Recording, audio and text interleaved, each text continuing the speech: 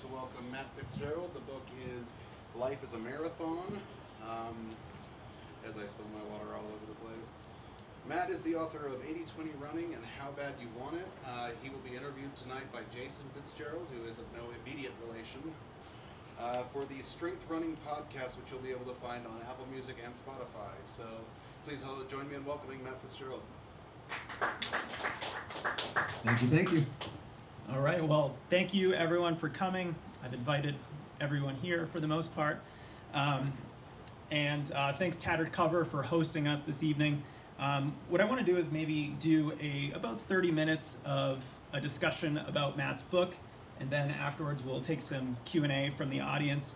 I'm really excited to speak with Matt. Matt's someone who I noticed very early on just does really incredible work in his writing, in his sports journalism. Someone whose perspective on running and training I really respect and keep coming back to. And you are actually now the only person to come on the podcast 3 times. So congratulations. That is a huge honor, Matt. That you took the words out of my mouth. That's a huge honor. Yeah, so I'm excited you're here. You're probably excited that you're here. We just decriminalized magic mushrooms, which I know is why you're here in Denver. But let's get started and talk about your book. This, when you invited me to do this, I obviously said yes because I love your work. And when I started reading your book, I very quickly realized that this is such a different book than you've ever written before. You've written more than 20 books at this point, and I honestly wasn't expecting this, but it was very transformative for me, and it was such an inside look into your life, your relationship with your wife, and it was just so personal. And I've kind of taken you as a more private person, as I've kind of gotten to know you a little bit over the years. We met in Boulder a couple of years ago, and I'm just struck by the deep personal nature of this book. What are some of the reasons why you decided to share your story, your family's story, in such a personal book like this? Yeah, so I think a lot of writers are private people in their one-on-one dealings with people, but they're actually very public through the written word. And I think I might be a typical writer in that regard, where I'll just spill it all on the page, but when you're just face to face with me, I'm zip. But throughout my life, and I've always wanted to be a writer. I grew up, my father's a writer. I grew up knowing that's what I wanted to do. And again, like a lot of writers, whenever I have an intense experience, I want to share it. I want to write about it. And from the day I met Nataki on a blind date in 1997, it was an intense experience. In a good way, it also became intense in some bad ways that the book gets into. But I started writing about us, about her, about us, very early on. I wrote about that blind date we had almost right after it happened. So yeah, and as a professional, I write about running, and there's not a heck of a lot of space if you're a how-to guy. When one of you picks up one of my books, generally you're asking what's in it for me, right? Like, how is this book going to make me run better? And there's not a lot of space in that sort of book to force your own personal life down people's throats, but like I've always done other writing alongside the stuff that you were familiar with, and that made this book surprising for you. But for me, it's not much of a departure from how I've operated all along. So in terms of the specific reasons, it's just that so we had this blind date. Our relationship, Nataki and I, she's in the audience right here. As you can see, we don't look a lot alike. We're a case of opposites attract, but that was what made our relationship interesting to me. I didn't start dating Nataki just because people couldn't figure us out. There was like definitely an attraction there, but there was that element of it where I felt like I was on a constant adventure being with someone like Nataki. But then when, as the book gets into, I'm not spilling anything here, when Nataki developed bipolar disorder in 2003, 2004, our relationship became intense in a completely different way. And that was a heavy load. Has anyone here actually read the book yet? So you'll see if and when you do read it. We went through some stuff, and still that desire to share it through the written word remained alive. But I wasn't going to do that publicly. I tried to kill myself today because I just see no way out from the misery of being the husband and the primary caregiver to a woman with severe mental illness. Like, that's not a book people want to read. So I wanted to share it. I really did, but I needed a happy ending first. And just to finish this long-winded answer to your question, like, why is it also about running? When it finally came time, when Nataki and I got to our sort of happily ever after, a hard-won place where life was good again, I thought about what is the story really? And for me, I couldn't separate the story of our relationship, the story of the personal development I had to do in order to survive our ordeal, from my identity as a runner, from my experience as a runner. I realized the only reason I got through it was the challenges I took on for my own reasons, completely different reasons, as an endurance athlete. And I thought, that's kind of amazing. I probably wouldn't be alive today, or we wouldn't be together today if I weren't a runner. Like, that's something that is not really very intuitive, especially if you're not a runner. And so that was the story to me. And it's interesting, when I pitched the book to publishers, a lot of them turned it down because on the grounds that you're trying to make 2 books, 1 book. This doesn't work. And my thought was, yeah, I get that, but you're wrong. It's one story with 2 facets. Well, I think you do a really good job in the book of drawing these parallels between love and between the difficulty of running and the suffering that comes with racing long races, the inevitable discomfort that you feel. And you talk a lot about suffering, and you actually say to love is to sacrifice. What did suffering through running teach you about yourself that helped you become the man that you wanted to be, but not just for yourself, and also for your wife? Yeah, so just I've been playing around with the slides here a little bit to go back. So, I was a runner. I started at age 11.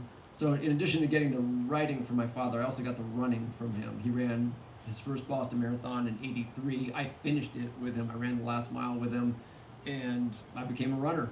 So these are a couple shots of me running in high school in New Hampshire. And I did not, there's a great quote from Bob Kennedy, the former American record holder at 5,000 meters. I love that, a quote that I love. I love Bob too, I've never met him. But the essence of the quote, I'm paraphrasing, is that the thing you have to understand about racing is that it hurts. Like, if you can't accept that idea early on, you're not going to get very far. Well, that was me. I couldn't accept the suffering. Like, I loved running. I had a little bit of talent for it. But I was, I probably should have been an individual state champion in tiny little New Hampshire in the dark ages of American running in the late 1980s. But I was held back by just this intense aversion for the suffering that you have to embrace if you're going to give it your all on a race course. I couldn't do it. And I ended up quitting the sport. Now, the thing, and I was hard on myself. I viewed myself as a coward. I called myself as a coward. Now, there are people who just would have moved on and said, well, that's okay, running sucks. The thing I can say in my own defense is that didn't sit well with me. Like, that, I very clearly hated myself for perceiving myself as a coward. So, I quit the sport, and I only got back into it about a year after Nataki and I started dating. I randomly did a triathlon on the island of St. Martin, hungover, and finished almost last. Very funny story in the book, by the way. There's some comedy in the book, by the way, so it's balanced, tragedy and comedy. But that experience actually was a humiliation in itself, but of a slightly different kind than the humiliation of how my high school running career ended. But it reawakened those old demons, and I realized I had unfinished business. That the thing is, as I say in the book, the thing I discovered is that a coward on the race course is a coward off the race course. And so I couldn't just solve the problem by quitting running. And so when I got back into endurance sports, part of it was about just like seeing what I could do. But the biggest part of it was completing that journey and changing how I perceived myself as a man. I just wanted to be a man I could look in the mirror and respect. And that was all about mastering the suffering. Just being able to just take the discomfort full on and not blink. Not in the service of failure, but in the service of success. You know what I mean? As I put it in the book, I wanted to conquer hard. I didn't want an easy way to victory. I wanted to win, and I wanted it to be hard. And that, I had no idea that would end up being training for the far greater suffering that Nataki and I experienced, through the battle I've described. But it ended up being exactly that. And so there's a synergy there where they actually both fed each other. Now, anyone who wants to become the best endurance athlete they can be, you don't wish a mental illness on your significant other for the sake of that. Like, that's not how it works. But life is going to be hard for everyone sooner or later, and it really does. Like, the suffering you experience in life is an opportunity to grow and become stronger. And the work you do to become the best athlete you can be is the same sort of opportunity in a different way, so they can actually play off each other in a sort of a mutually beneficial way. Now, you mentioned failure, and you mentioned failure a lot more in the book. What's the relationship between failure as a runner and the lessons that you were pulling from what seemed like a lot of failures? You had so many races where you just walked off the course. You had so many races where you didn't even get to start because you were injured. What were those so-called failures in your running career? How did those kind of impact the way that you viewed your relationship and kind of the skills that it gave you to be a better husband? Yeah, so one of the trepidations I had about writing this book was just how I look back on my journey as an endurance athlete, and I realized it was mostly failure. I mean, it really was, like, one after another, and I thought, this could destroy my career, like, because I put myself out there as the guy with the answers, right? It's like, just do as I say, and you'll be successful. It's like going to a marriage and family therapist who's thrice divorced, right? It's like, I'm going to take this from you. But the funny thing is about the failure that I've experienced is that I get over it really quickly. It's interesting. Like, I don't fail nearly as much now. That we might get into that. I just did an Ironman. It went well. Like, my last few marathons have gone well. But I used to fail all the time, and it hurts. You know how long it takes to prepare for one of these events, and you put such hopes on it. And then if you just get, before my first Boston Marathon, this would have been in 2001, I was in the shape of my life. I destroyed my half marathon PR, and then I got injured like 10 days out. Couldn't do the race. It's like, that is crushing. But I mean, that devastation lasted about 5 minutes for me. Like, for whatever reason, that's how I'm wired. And so I would fail, but I would move on. I would be like, well, I'm not dead yet. It's like, I would just be on to the next thing. It's interesting, writing is a tough business, and no matter how good you are at it or whatever, you experience a lot of failure as a writer.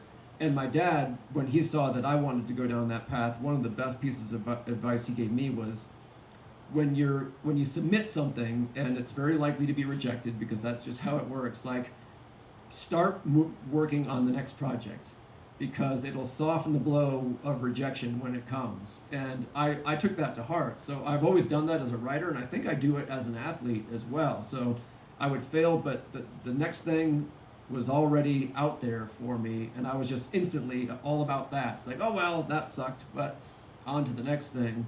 And again, like everything else in endurance sports, that mentality, that mindset did translate back to life, where I don't lose hope easily. And some of the stuff Nataki and I went through is just,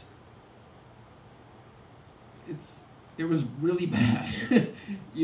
Just a lot of 911 calls and near-death experiences. Just it's about as bad as everyday life can get. And yet it really was exactly the same. Like when the immediate crisis was past, I was looking forward. I had hope that it could get better. And so that's those crises. It's not exactly the sort of failure you experience when you have a bad race, but it's not that different either.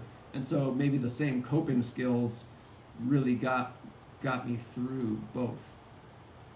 Yeah, that reminds me of the line where, when it comes to failure, it's a good thing for distance runners to have a short memory but be eternally optimistic.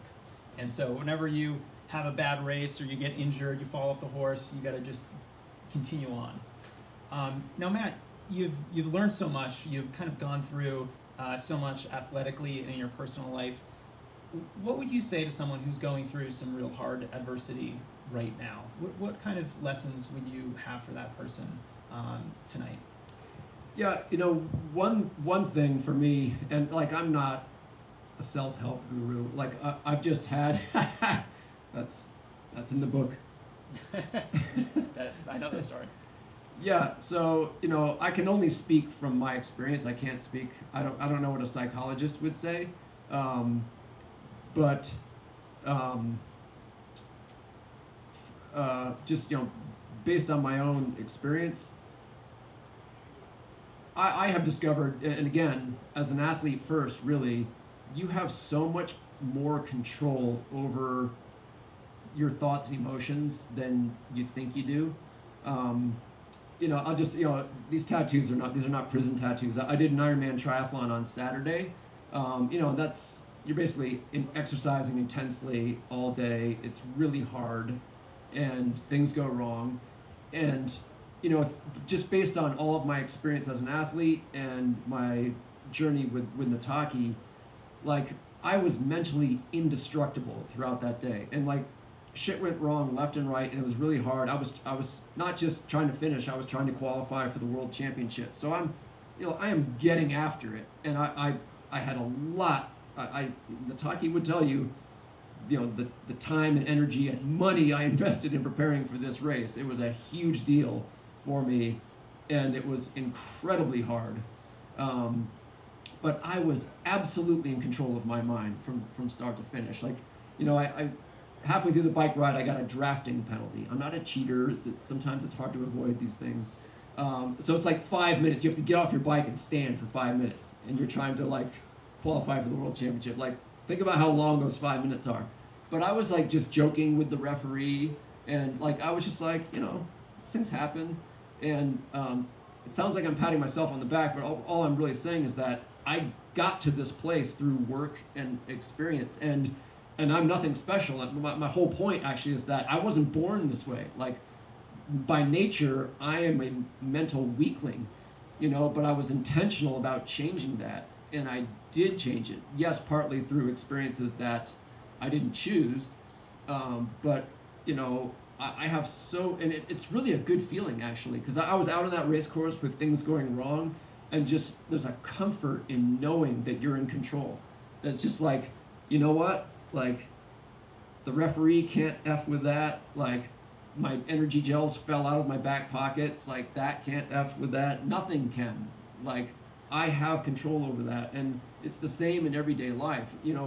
early on when Nataki got sick and, she would have episodes, like, I would make all the wrong moves. Like, my intentions were good. I would try to de-escalate or, whatever, just turn a bad situation into a good situation. And I made missteps left and right.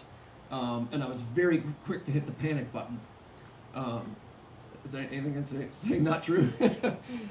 and now I'm not perfect, but I've gotten so much better for, this is the night before my first triathlon, by the way. I'm out at like 1 a.m. drunk, and I'm gonna race at 7. Probably not a good idea. No, but it makes a good story, which makes a good book. So I've gotten so much better, off the race course as well. Like, thankfully Nataki's bad days aren't nearly as bad as they used to be, but when she has a bad day, I feel that same sense of control, where it's almost like I'm able to just step back from my own self and observe myself and not just react, but choose a reaction. And so that's, to get back to the question you asked, like, my advice for people is just to actually recognize that. Sometimes you feel like you don't have control, that when you're in a bad situation, especially if it's a surprise bad thing that happens, you feel like, all I can do is just react instinctively, but that's not true. It takes some training, but you can actually choose who you're going to be, and it could be a bank robbery, that you just walk into. And you could be a hero in that situation just through the sort of work you do to gain control over your own thoughts and emotions. Matt, I want to end on happiness. Talk a little bit more about happiness. You wrote in your book that the happiest people seem to be becoming their best self. And this really resonated with me. It really stuck with me. It reminds me that of a line I heard a while back: don't pursue happiness. Find happiness in the pursuit of something that you love. And I'd love for you to talk a little bit more about this, explain what you mean by the happiest people seem to be becoming, and how we can maybe use running to become happier people. Yeah, so the way I look at it, and this is, everyone probably has their own thoughts about the recipe for happiness, and if mine, I'm glad mine resonate with you. If they don't resonate with you, that's fine. Like, but this is my perspective. Instinctively, the way we pursue happiness is to have everything go our way, right? I mean, who wouldn't? And you're a fool if you don't try to get things the way you want them, right? If you have a vision of, like, if you like ham and you hate broccoli, you're gonna eat more ham and eat less broccoli, right? If you'd rather live in Colorado than California, you're probably going to make that choice if you can. So it only makes sense to try to make life easy and comfortable, and to make things fit your tastes and to avoid, pain and trauma. So we all do that in the pursuit of happiness. The thing is, it never works out. Like, things are not going to keep going your way all the time. So sooner or later, in one way or another, life is going to turn hard. It just is. And if anyone is familiar with the story of the Buddha, Siddhartha Gautama, like, that's what that parable is all about. Like, he was born a prince. He was pampered and sheltered by his father, the king, who wanted to protect him from any negative experiences, and it didn't work. It just, like, even when, like, he had everything, he was a prince. He had a father who was trying to protect him from any suffering. Didn't work. It never works. So given that you can't get to happiness by having everything around you perfect, like, what's the alternative? It's becoming a person who can be happy even when everything is going wrong. And from my perspective, strength, just inner strength, is that thing. When you have that sense of that sort of confidence that, things are going fine now, but I know they're not going to keep going fine, but I'll be okay then. It gets right back to my Ironman experience. Like, not only did I have a good race result because of where my mind was, but I had a better experience. Like, I enjoyed myself out there. I suffered like a dog, but I enjoyed myself. And when I sign copies of this book for people, I often, one of the inscriptions, you have a rotation, author's trick. You don't come up with a completely original one every time. But one of the ones in my rotation is like, there are no easy lives, but through strength, even a hard life can be beautiful. And that's how I feel. Like at this point in my life, Nataki and I are in such a better place than we were before, but things are still hard. My mom has Alzheimer's disease. I still have, there's a book I'm trying to sell that nobody wants, and that's disappointing. This is my running bum book. And so life continues to be hard in different ways, but like I'm cool with it. And that to me is happiness, and it really just comes from just knowing my own strength that I was not born with but earned. Well, I think that comes across really well in the book, and I just want to thank you for being here tonight. Thank you so much. Nataki, thank you for being here. I didn't know you were going to be here, so this is a real treat for me. And I think we'll open it up for some Q&A for Matt. If you have any questions for Matt, I can step in if nobody came prepared. And even though it's now been revealed that I'm a failure, I still know a few things about like training and nutrition. So if you just want to ask about that and get past the personal stuff, we can do that too. I'll throw one out to get started. Can you talk about anything you might have recognized about what Nataki went through in her recovery that you sort of recognized when you were training for marathons? Is there an extent to which that helped you understand her struggle better? Yeah, that's a great question. You've done this before, haven't you? So Nataki, I said that that we were our case of opposites attract. So Nataki is a very spiritual person, whereas I'm very shallow and secular. No, but Nataki, from the time we met, like she grew up in the church and sort of in her teen years and early 20s got away from it a bit. But it's interesting, raise your hand if you know someone close to you who has a mental illness like bipolar or schizophrenia. Yeah, I figured a lot of hands would go up. So often, I don't know if this is the case with the people but often sort of a religious, an over-the-top religious zealotry can be mixed up with the symptoms of a mental illness, and that was the case for Nataki. So she got really back into church, which was fine and healthy, and it was part of her nature, but she was also getting sick at the same time, and I couldn't tell them apart. And so I thought, well, this church thing is bad, it's like it's part of the problem. But later on, when she started going back in the other direction and recovering, and for her, yes, part of it was pharmaceutical, medicine was part of what helped her, but a huge part of it was her own growth and inner development. She had to sort of figure some stuff out and become a better, stronger person. And part of that for her was her faith. And to answer your question, like that was really eye-opening for me to see that she had this sort of ability to just rest in God that allowed her to not give up hope.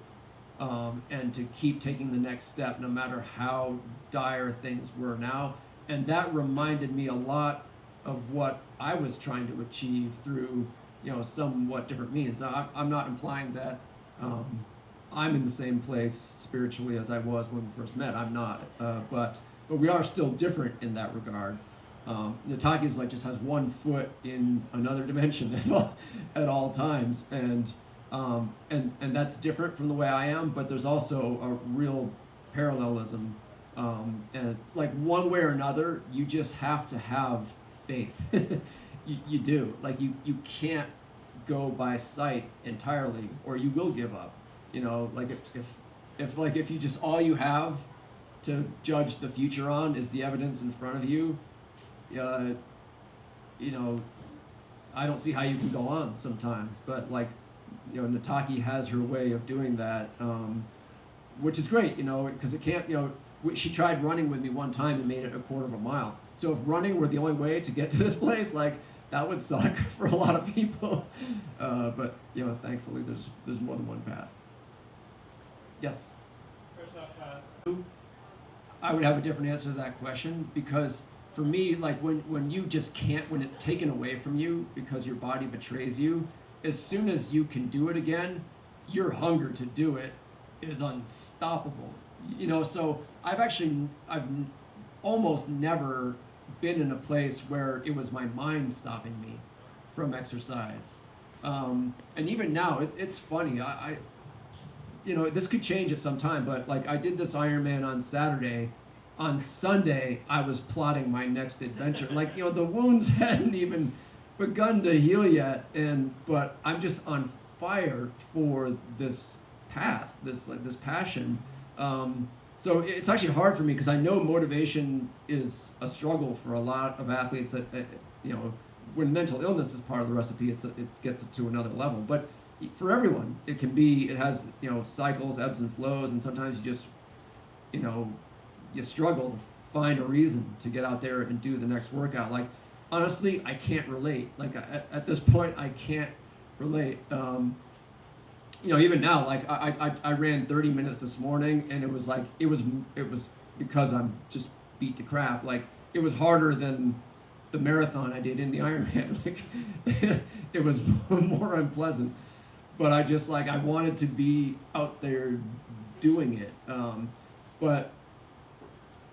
But still, in the spirit, like, you know, if I had an athlete with a mental illness, actually, there's a blog post I wrote about this. The mistake a lot of people make is they think that their lack of motivation is the problem, when oftentimes it's their sense of obligation to get out there and exercise that's the problem. So it's not always appropriate, but sometimes you just need a little reframe. And it's not that you're unmotivated to run, it's that you are motivated to not run.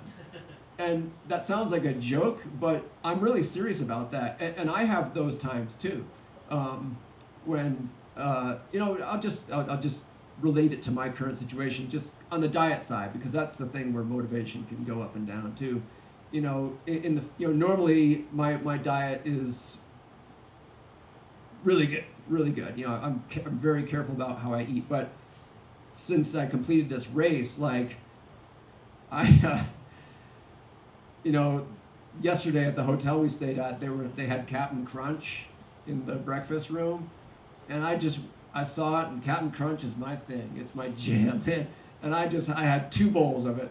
I was still hungry for the first one. I wasn't even hungry anymore for the second one. I just ate it. But I was you know, and there was a little part of me that's like, that's not good for you. You know, you're gonna gain weight. But another part of me said, no, like, I should not feel obligated to be on my normal diet right now. Like, I should just go ahead and feel like, no, this is what I want to do now. And I'm not going to want to eat Captain Crunch 4 weeks from now when I'm beginning to ramp up again. So I think that reframe can really be a lifeline for people because sometimes you are going to be unmotivated. So if you're unmotivated and beating yourself up on top of it because you feel obligated to be motivated at all times, that's not good. Like, go ahead, you know, as the Bible says, you know, there's a season for all things, and sometimes it's a season for just letting it go a little bit, deprioritizing. I'm going to go through a little bit of that right now, because I was exercising 20 hours a week in preparing for this Ironman, and this cross-country trip could not be better time, you know, because I can't even think about, you know, that 30 minutes I did this morning was about all I could squeeze in. And so, you know, a balanced life doesn't have to be like all balance all the time. It can be like way out of balance this way for 3 months, and then way out of balance the opposite way for 3 months. But yeah, so sometimes you know, the motivation is not really the essence, or the lack of motivation is not really the essence of the problem. But that's not always true. Sometimes you do need to make some effort to find some motivation, and you understand this. I actually had a question that came in from one of your fans on Twitter. He wanted to know, with all your experience and kind of your evolution with suffering over the years, how can we learn to suffer better? because that is one of the superpowers that a distance runner can have. That strong mind, that ability to get into a race and not give up, and to stay strong when the going gets tough. How do we get better at that? Yeah, the number one thing for me is intentionality. So you actually, if that's a desire you have to speak it. You know, a lot of us, we get in this place where we just hope the next race goes well without undue suffering. You know what I mean? It's like, it's the PR we want. And and we just sort of hope everything goes our way to allow the PR to happen. But you're not going to become the best athlete you can be. And really, to me, you're not going to have the richest possible journey as an athlete unless you become a world-class sufferer. And it's not masochism. It's actually, it's an ability to find comfort in discomfort, where you're just like, you know what, it's still suffering, but I'm at home here. And that begins with actually making it an explicit goal. That's what I did.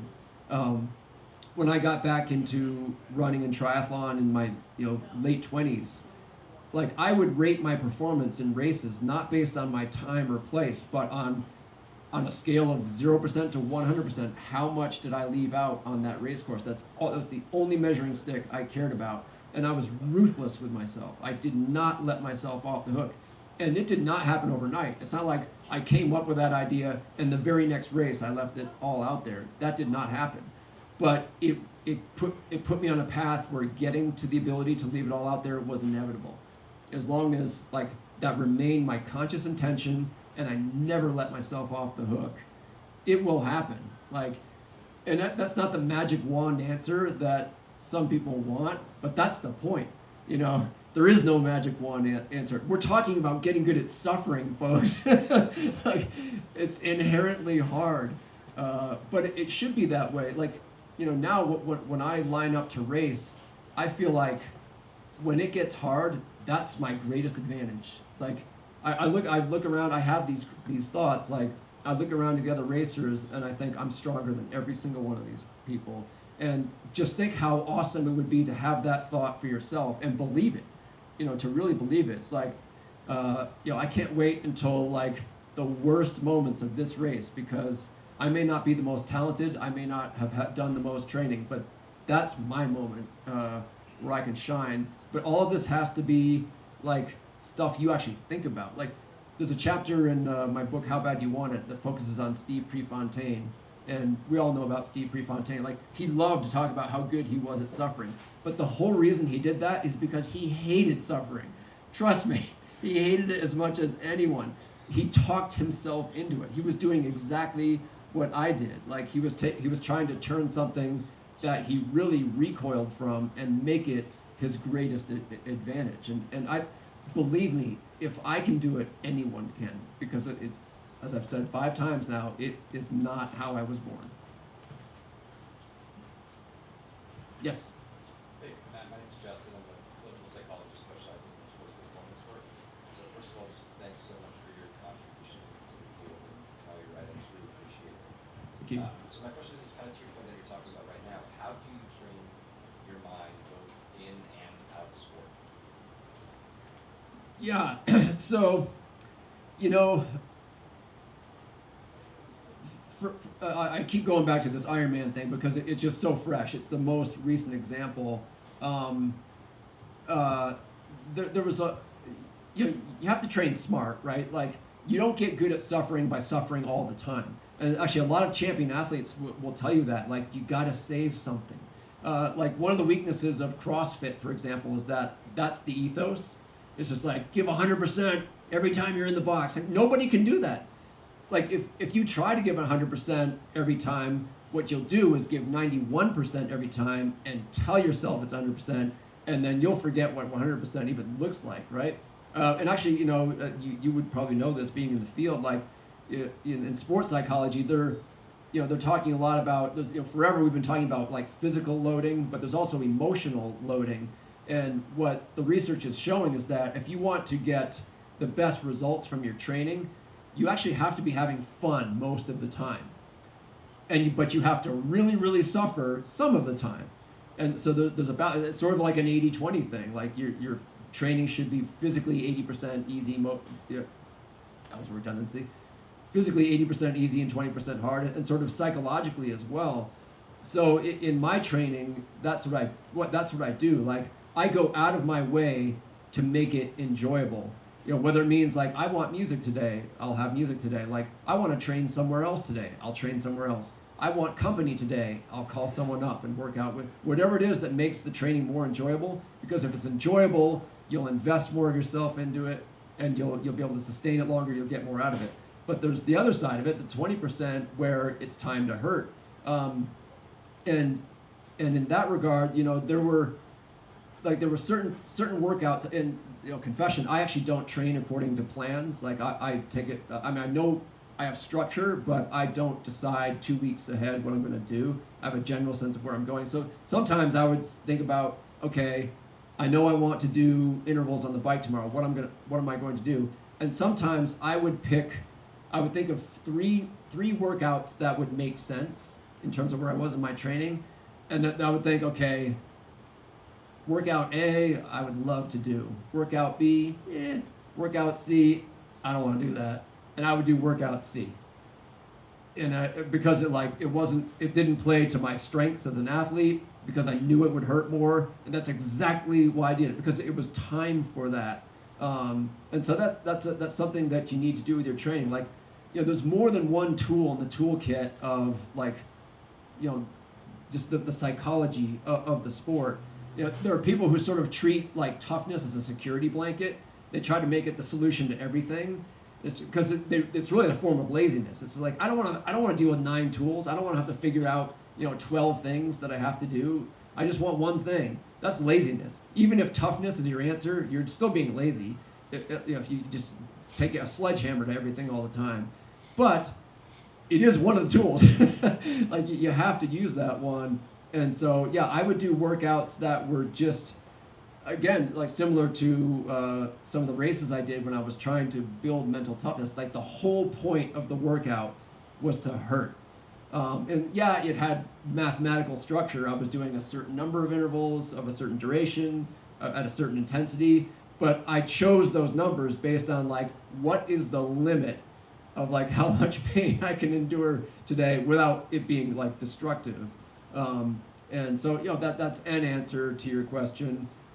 You know, we could go on and on, but it's helpful to think in those terms. Like, hey, you absolutely should be having fun most of the time, but sometimes do absolutely the last workout you want to do, and you know what? You'll get some immediate benefit out of it, but you'll also be proud of yourself afterward. Like, when you get through that, you know, that's where that sort of sense of it, that cockiness comes from, where when you have experiences like that in your back pocket and you get to the starting line, you know that not everyone did what you did, and so that swagger has to have some sort of foundation to it. You can't just fake it. Yeah, I've said enough. Let me just add too, I think a lot of that is repetition. It's putting yourself in that position to suffer, to feel bad on a regular basis. Because you're never, it's a skill, it's a muscle that you need to flex every once in a while. And if you don't, like any muscle, it'll start to atrophy. Well said. Yes, sir? On accomplishment, so in running, you know, these things are fixed, right? 5,000 meters or 24.2 miles. When it comes to bipolar and things where there's not as clear of a fixed destination, what do you think accomplishment looks like? Yeah, boy, another great question. This guy's good. You know, and the funny thing is, though, excuse me, even in endurance sports, like, yeah, like you race over certain distances, like you're paying a lot of attention to numbers, like, you know, what place did I finish in my age group? You know, how fast did I finish the race relative to my best time? But yeah, and you do get a sense of accomplishment if you attain a standard that you consider good or good enough, but that's not really the deeper sense of accomplishment you take away from, you know, pursuing and achieving those sorts of goals. It really is the qualitative stuff, versus the quantitative. And I'm once again going to go back to the example of this Ironman. So I was trying to qualify for the World Championship. I didn't. I competed in the men's 45 to 49 age group, and the competition was just incredibly stiff. And so I raced about as well as I thought I would, but there were just 6 guys who raced better. And that was uncontrollable for me. So I was a little bit disappointed, but not very, because what actually gave me a sense of accomplishment was what I talked about earlier, just the level of control I was able to exercise over myself, which is the only thing you can control. And the fact that I was able to enjoy it, and just the experience that I was able to have, that is what gave me a sense of accomplishment. And I think that's got to be, Nataki ought to have a microphone, but she's a little shy. Do you want the microphone? But I, if I can speak for you, I think it's got to be fairly similar, where it's, you're not really, with bipolar disorder, you're not pursuing quantitative, measurable goals in the same way, but still the substance of it is, you know when you've gotten where you want to be. And, like if I have a race that's sort of not that great for me, hey, I'm pretty good. And so people will congratulate me, but if I'm not satisfied, their congratulations gives me nothing. Like Matt, you're so fast. Like, no, that was terrible. Or like, maybe it was kind of fast, but I didn't execute the way that I know I ought to. I didn't meet my standard. And so, I think for Nataki yourself, I'll give you, because we're transparent now. So just yesterday, Nataki and I had this conversation that got a little tense, and it was like one of these marital things, and it was a little bit of a tiff, I guess.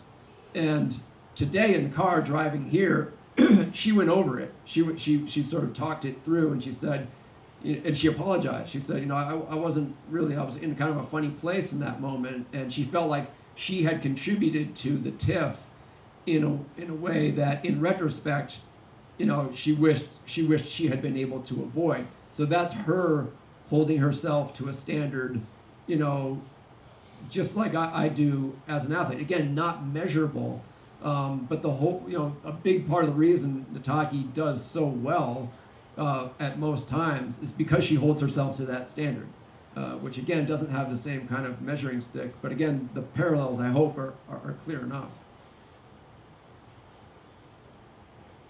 Yes. So I'm just thinking back to kind of your struggles when Natasha got sick.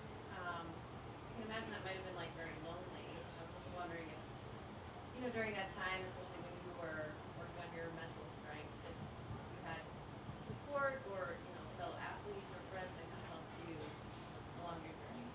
Yeah. So it was very isolating. So I keep my own counsel. You kind of referred to this at the outset. I am sort of private. I like to suffer in silence and figure it out for myself, and then tell you all about the solution I came up with after I've come up with a solution. But I don't necessarily reach out to you for your help in coming up with a solution. And mental illness is very isolating too. Nataki found out who her real friends were when she got sick, and there weren't many. And I had the disadvantage of working at home, so I wasn't sort of just around people a lot. So there were a lot of days, and you get this sense from reading the book that we were just alone together in this sort of toxic bubble, and it really had a negative reinforcing effect on what we were going through. Like Nataki could have used some more positive, human support from people who loved her, and I could have as well. I could have done much more to be proactive, to reach out for it, but I have a great family, for example, but they weren't immediately physically there, and I just had this sense that, and the psychologist in the room will say you should get over that. But I had the sense that all I could do by reaching out to them was spread the misery. It's like, well, you can't help me. There's only so much you can do, and if I tell you about it, like then you're just gonna worry. So I just she was isolated, I was isolated, and we really kind of remained that way. Not 100%, but very largely so. And it wasn't good. It wasn't helpful. Like we found our way regardless. But yeah, I mean, I would tell others, do as I say, not as I did or have done in that regard. What's really cathartic about writing this book is like, boy, that I blew that up, because like everyone knows my business now, and and a lot of people, not that I'm expecting that kind of support from you, but like from the people who, when the book came out, so many people who've been in my life came to me and said, I had no idea, but now they do, and so it's different now with them. When we catch up, they check in with me in a different way now, and so I hope in the future that it's different in that regard. A lot of the responsibility is on me. Like I need to just get over those instincts that make me want to keep it all to myself. Yes. So I've not yet read the book, so if the answer to this question is in there, repeat the question. But curious if there's ever a time when you had to choose training over helping with something related to Nataki's mental health, and if that were ever a choice, what decision you made and why? Yeah, well, from the get-go, I chose sport over Nataki like 9 times out of 10. So when I got back from St. Martin, I'm going back to the slide, or trying to anyway.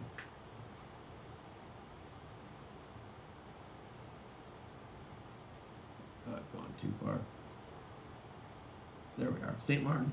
When I got back from that trip, that humiliation of like my first endurance race in close to a decade, I just, Nataki was like, who is this guy? You're not the guy I met on that blind date. Like, I got off the plane and bought a bike and got a YMCA membership, and suddenly, like, I'm just hell-bent. I'm an endorphin junkie. And I just flipped the script, and I went neck deep in, like, this pursuit. And it is a selfish pursuit. It doesn't mean it's, like, something that no one should do. But I did, and it was also my work. I worked for Triathlete magazine, and so it was an obsession. And it's not like I fell out of love with Nataki or stopped wanting to be with her. This is in the book, but her phrase for it was like, "You put me in a box," and that was exactly it. It was so apt. Like, I didn't want to get rid of her. I wanted to compartmentalize our relationship. Like I wanted her to be there, ready for us to have quality time when I was ready, when my workouts were out of the way. And we had a million conversations and arguments and knockdown, drag-out brawls about this. And a lot of couples who have one party who's an endurance athlete go through this negotiation. But I wanted it both ways, and the way I describe it in the book is that like I felt like I didn't just want Nataki, I needed her. Like, one of the reasons I chose her, as like a permanent partner, was that I felt like she was in some ways where I wanted to get to. Nataki is very strong and super authentic, just has this fearless embrace of reality as it presents itself. And I recognized that in her immediately. I'm like, I want to be around that because I think it'll rub off on me. So I just felt like I'm going to live a much better life with this woman than I would on my own. So like I did not, and she was sexy and we had fun, but like, so for a lot of reasons, like I want to keep this, I did not want to move on. I didn't want to wreck it, but I felt like I needed this personal journey just as much. And it was so hard to explain it and rationalize it. It's like, I have to do this. It's not just a hobby like it might be for other people. Like, I'm working on something here, and I'm not going to be the person I want to be. I'm not going to live the life I want to have if I don't finish what I've started here. And it was fuzzy in my head. I didn't know exactly what I was up to. I just knew I couldn't let go of it. But very, early on, it was just me choosing, because it was easier that way. Like, Nataki didn't leave me. If she had, I would have been. I'll describe it. There's a scene we describe in the book where we're watching a reality TV show where couples, where one member is sort of in the doghouse with the other, has to perform some theatrical act of penance to keep the relationship alive. And one episode featured a cyclist, a guy, who had to chainsaw his bike in half on television to, like, his girlfriend made him do it. Like, that was the thing he had to do. Like, Nataki turned to me and said, "That's you." I couldn't deny it. Like, that was me, and yet I didn't saw my bike in half, and I just forced him. Like, basically, my calculus was, until and unless she threatens to leave, I'm just going to try and keep having it both ways. And then, then she got sick, and then, there was other stuff in the equation. So we're at a place now where I am still totally obsessed. There's this great novel of marriage called Angle of Repose by Wallace Stegner. It's a mining term, but his point in the book is that every marriage has to find an angle of repose, and that's where just like both parties have to sort of accept certain things, and you have to change for the other, but the change has to be your idea. It can be influenced by the other, but you have to want to change for the other. But there are also certain ways you're just not going to change. And so you have to accept those limits. Like, that's how you get to, we're going to be 18 years married in September. That's how you get there. And so we have found our angle of repose, and it involves me still being very much obsessed with my training. Like, not to say that I haven't changed at all in that regard. I have, but just to give you an example of like the things Nataki puts up with to this day. Recently, we took a trip for this same book tour down to Orange County. That's when I was in the thick of my Ironman training. I trained a bunch while we were down in Orange County, but we went out to some nice dinners together. And then on the way back, I decided I hadn't gotten enough bicycling done. I had brought my bike with me. So we get 20 miles from home. I stop the car, get out, get on my bike, tell Nataki, see you at home, and ride my bike the rest of the way home. And she's like, "Okay, honey, I'll heat up something for you." And like earlier on, she would have been, "What the fuck are you doing?" But like that's it's an evolution. Like I don't think you had a problem with it. You're just like, it wasn't even weird to her anymore. So yeah, I'm not gonna sit in front of you and say like I'm a really, really great husband. Like I'm definitely not in certain ways, and some of those ways have to do with just how much these sports mean to me. But I think we have a happy marriage, just because I put up with some stuff in Nataki too, and it's all right. It doesn't have to be perfect. Let's thank Matt Fitzgerald. Thank you, everyone. Thanks, Matt.